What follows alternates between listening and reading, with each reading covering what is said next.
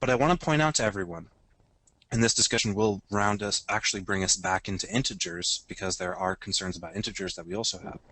I want to point out to everyone that memory on computers is not finite, or is is not infinite. There you It go. is finite. We only have so much memory on any given computer. For example, if I were to open up my local computer's task manager and look at my performance, you'll see that I have 12 gigabytes of memory installed, and all of my current running applications is taking about that much of it, taking about 4.6 gigabytes. Every time that we have a variable, it must be stored somewhere on our computer's memory.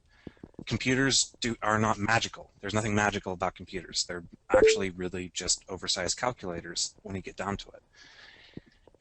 And they have to store your data somewhere. And that where your data gets stored is called your memory.